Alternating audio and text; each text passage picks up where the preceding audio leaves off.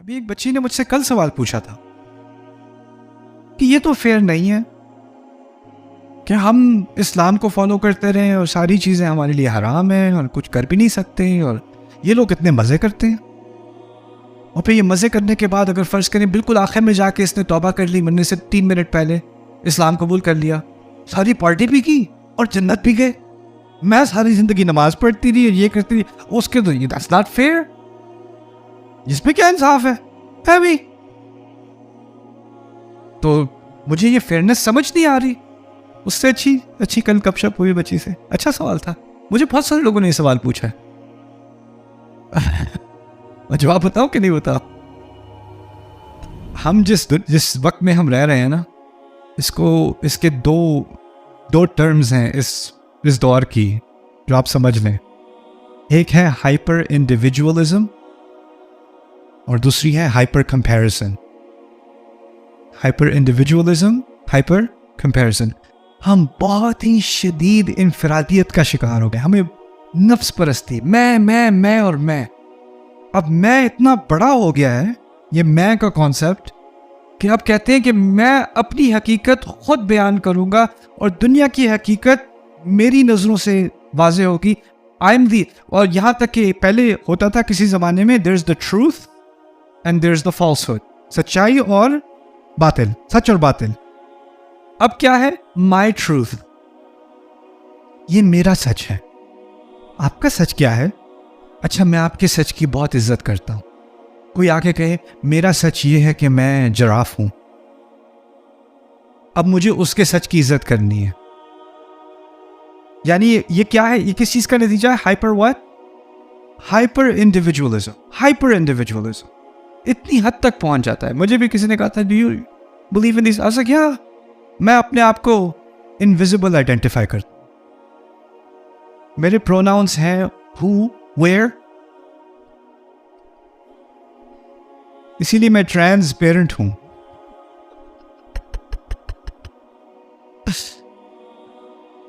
खैर, एक है हाइपर इंडिविजुअलिज्म, दूसरी तरफ है हाइपर क्या कहा था? आप सोशल मीडिया पे किसी और की शादी की वीडियो देख रहे हो, फिर किसी और की शादी की वीडियो देख रहे हो, और वीडियो देखते क्या हाँ उनकी तो 3 बेटियां, उनकी तीनों की शादी हो गई, हमारी तो बस एक ही है, उसकी अभी भी कोई रिश्ता नहीं आ रहा। मेरा भाई जो है वो इतना स्टूपिड है, लेकिन उसको जॉब मिल गई, मुझे क्यों नहीं मिलती? ये तो ऐसे हैं, ये तो ये है, ये उन लोगों ने तो इतने गुनाह किए और वो तौबा करके मर गए, उनकी छुट्टी, और मैं नमाजें पढ़ता रहूं। ये क्या है? या आप इंसाफ के बारे में सोच ही नहीं सकते बगैर अपने आप को किसी और से कंपेयर किए। कुरान ने क्या कहा है? हम अल्लाह ताला के पास आएंगे तो हमारी जजमेंट कैसे होगी? किसी के साथ कंपेयर करके? हर एक की हकीकत अलग, हर एक की शुरुआत अलग, हर एक की इंतहा अलग, हर एक का इम्तिहान अलग, हर एक का किस्सा अल्लाह ने अलग लिखा, अलग स्टोरी बनाई, और उसको उसके मेयार पे जज किया जाएगा, किसी और से तकाबुल किए बगैर। ऐसा है कि नहीं? कुल्लुहुम आतीही यौमल क़ियामती फर्दा, हर कोई आएगा फर्द अल्लाह के सामने, फर्द। टीचर क्लास में होता है, टीचर को कहे क्यों बातें कर रहे हो, खड़े हो जाओ। मैं थोड़ी था, ये भी बात कर रहा था, इसको क्यों नहीं कहा, मुझे क्यों कहा? कंपैरिजन। मेरे साथ ज्यादती हो गई। ये जो हाइपर कंपैरिजन है, ये इंसान की मौत है, ये मौत है हमारी। आपको लगे नहीं फिर भी वो तो बच गया, नहीं, फिर दूसरा इसका जवाब इस आयत में है।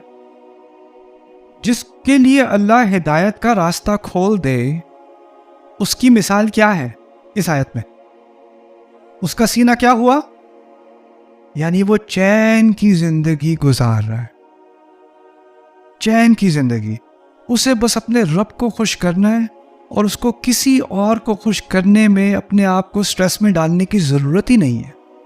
उसने ना किसी सोसाइटी के स्टैंडर्ड को खुश करना है, ना उसने अपने दोस्तों को इम्प्रेस करना है, ना उसने अपने बॉस को इम्प्रेस करना है। उसने बस किसे इम्प्रेस करना है?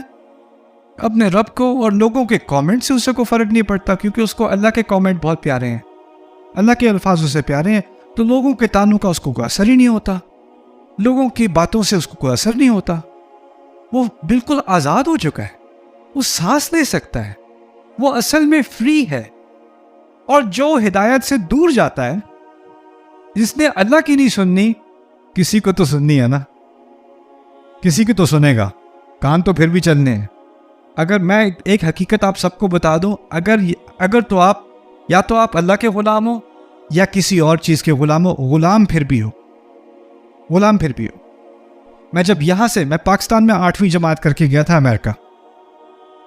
यहाँ पे जब मैं था तो यूनिफॉर्म होती थी स्कूल में, अभी भी होती यूनिफॉर्म होती है ना, पब्लिक गवर्नमेंट स्कूल्स में। मैं गया था G94 में, FG boys model school G94, वहाँ पे मैं गया था। बच्चों की यूनिफॉर्म होती है, सब एक जैसे होते हैं। वहाँ पे मैं अमेरिका गया, हाई स्कूल में मेरा दाखिला हुआ। हाई स्कूल में इसने जीन्स पहनी हुई है, इसने शॉर्ट्स पहनी हुई है, इसने तकरीबन कुछ भी नहीं पहना हुआ इसने। That's high school.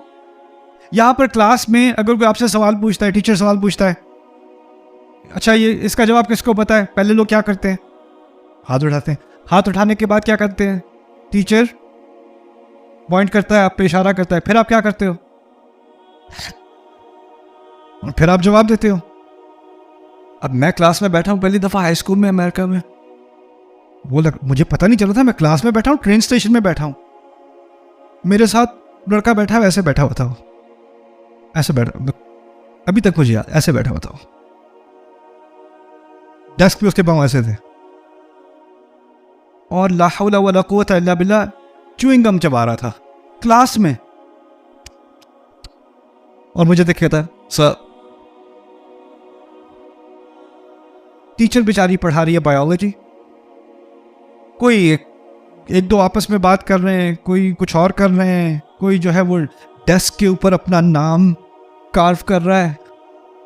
मैं बैठा हुआ, मैं हैरानगी में। फिर टीचर कहती है osmosis, who knows what osmosis is. मैं यहां से 8वीं जमात में ऑस्मोसिस पढ़ के गया था। पहले दिन ही ऐसा सवाल पूछ लिया जिसका मुझे जवाब पता था। तो मैंने, वो टीचर कहती mister Khan please first day. तो मैंने खड़े होके, जैसे यहां पे करते हैं, खड़े होके मैंने जवाब दिया। सारी क्लास हंस हंस के पागल, हंस हंस के पागल। वो जो मेरे साथ बैठा था ना, यूं तो वाला कहता है good he speaks English. Class खत्म होती है, कोई टीचर को सलाम ना करे, हेलो ना करे, कोई इज्जत ना करे। टीचर कमरे में दाखिल होता है, यहां पे क्या करते हैं सारे, कोई और ही दुनिया, एकदम से कोई और ही दुनिया। और मैं वहां गया तो पहली चीज जिसका मुझे अंदाजा हुआ, इन लोगों के पास हर तरह की क्या है, आजादी है, तकरीबन पागलपन वाली आजादी। जो चाहे कहे, जो चाहे करे, जब चाहे करे, कोई कैद नहीं है, बिल्कुल खुली खुली आजादी है। लेकिन फिर कुछ महीने बाद एक चीज सेटल होनी शुरू हुई। अगर मुझे अपना मजाक नहीं उड़वाना, अगर मुझे सारे बच्चे देख के, सारे दूसरे लड़के देख के मेरा मजाक नहीं उड़ाएंगे, मुझे बुली नहीं करेंगे, तो मुझे उनकी तरह का होना पड़ेगा। मुझे अपने कपड़े बदलने पड़ेंगे, मुझे अपने चलने का तरीका बदलना पड़ेगा, मुझे इंग्लिश सीखनी पड़ेगी, मुझे अपने एक्सेंट को दूर करना पड़ेगा, वरना यहां मेरी खैर नहीं है। तो अब जो कपड़े मैं पहन रहा हूं वो क्यों पहन रहा हूं, क्यों मुझे अच्छे लगते हैं। और अगर मुझे अच्छे भी लगते हैं वो इसलिए कि मैंने किसी और को देखा था, उसने ऐसे पहने हुए थे और वो पॉपुलर है, वो एक्सेप्टेबल है, अब मैं वो पहनूंगा जो उसने उस तरह का कुछ पहन लूं ताकि मैं भी फिट हो जाऊं सोसाइटी में। इसको आप आज़ादी कहेंगे?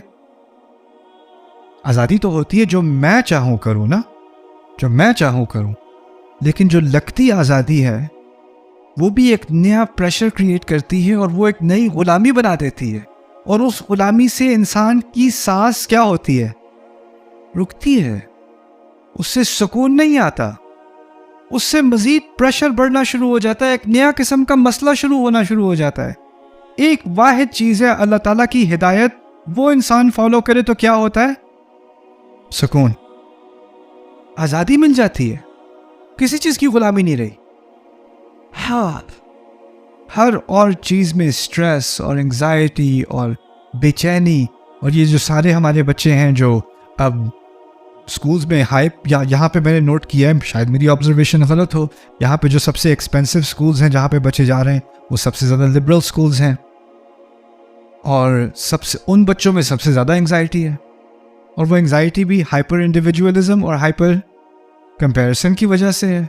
एक स्ट्रेस में है कि मेरी फ्रेंड्स ने ये कह दिया, मेरी फ्रेंड ने वो कह दिया। यहाँ तक कि कुछ बच्चे ऐसे भी हैं जो अगर हिजाब भी पहन लें या बच्चियाँ हिजाब पहने, कोई नमाज गलती से पढ़ ले स्कूल में तो सारे उसको कि ये मुस्लिम आ गया, ताने सुनने को मिलेंगे उसे। यानी ऐसे ताने जो अमेरिका में किसी को नहीं सुनने को मिलते, वहाँ पे कोई नमाज पढ़ ले हाई स्कूल में, वो यहाँ सुनने को मिलते हैं। अब ये रियलिटी हो गई है। तो इस चीज़ से आज़ादी अल्लाह ताला ने दी है इस छोटी सी ताबीर में, यशरह सदरहु लिल इस्लाम।